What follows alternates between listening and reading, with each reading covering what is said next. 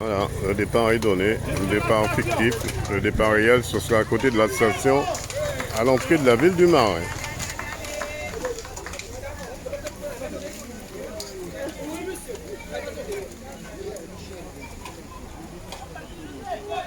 Martinique, c'est dans la commune du Marais que le Grand Prix de la ville a été donné, organisé par l'association Sport Police Nationale, avec une première course le matin et une deuxième course en ligne dans l'après-midi.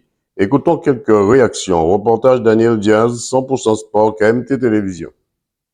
Béatrice Péonet, vous gagnez le contre-la-montre hier. Et là, vous êtes première dame ici sur cette côte de Marais, sous ce Grand Prix. Deux mots là-dessus. Alors ça s'est bien passé aujourd'hui pour moi. Déjà hier, c'était très dur comme contre la montre, mais j'ai essayé de gérer et j'ai pu aller chercher la première place avec quelques secondes d'avance. Donc aujourd'hui, il fallait gérer les 6 secondes d'avance que j'avais. Donc j'ai fait mon maximum pour m'accrocher avec le peloton. Et après, elle a quand même essayé ma concurrente a essayé quand même de me lâcher sur la fin. J'ai réussi à tenir et puis après la montée de la fin, j'ai tout donné. Voilà. Delia qui vous talonnait de très près de cette côte aussi. Oui, oui, tout à fait. Elle a bien roulé et elle a tenté, donc c'est tout bénéf pour la suite. Béatrice, qu'est-ce qu'on peut vous souhaiter pour 2024?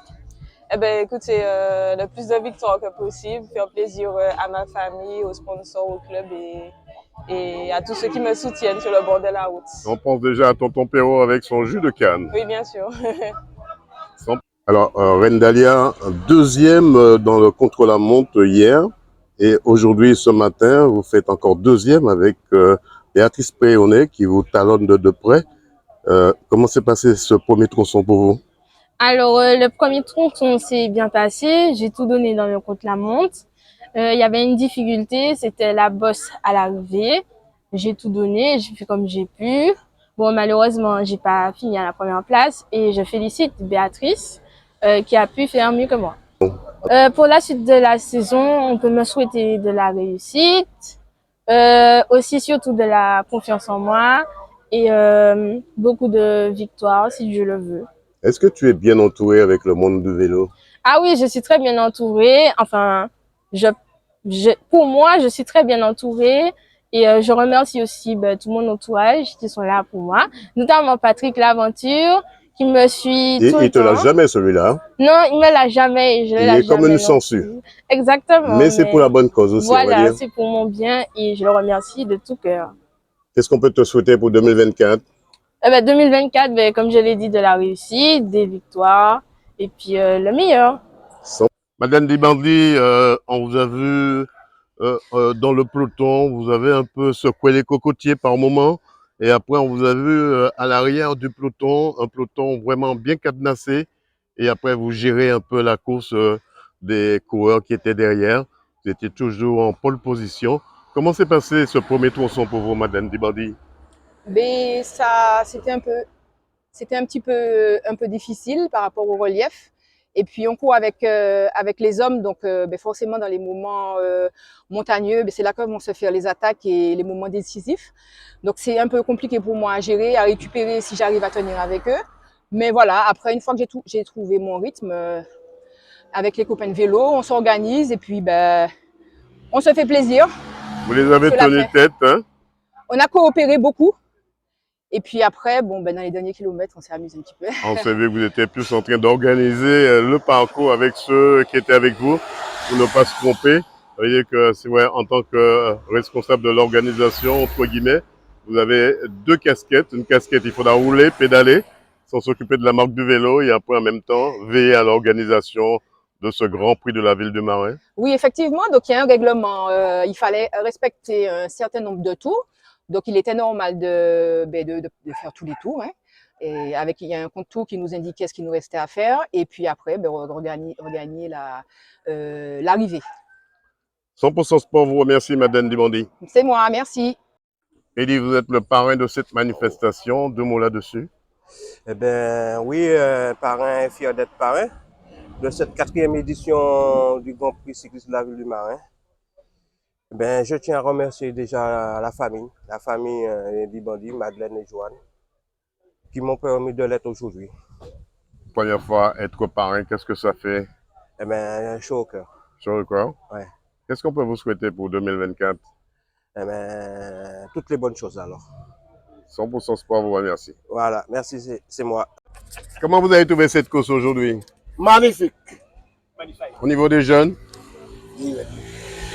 Ça va pour mettre au milieu de la saison, on aura une course qui sera animée parce que nos coureurs ne sont pas encore vraiment en forme.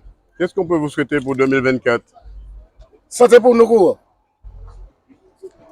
Yohan Dibandi, un premier tronçon, le contre-la-montre. Comment ça s'est passé ce contre-la-montre? Le contre-la-montre d'hier s'est super bien passé.